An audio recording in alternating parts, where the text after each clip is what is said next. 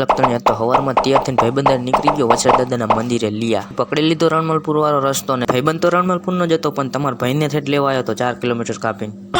રણમલપુર શક્તિમાનનું તળાવ આવી ગયું ને બાઇકને લાગી ગઈ તરસ. બાઇકને લઈ ગયા પાણી પીવાનું પીવરી દીધું 200 રૂપિયાનું પાણી.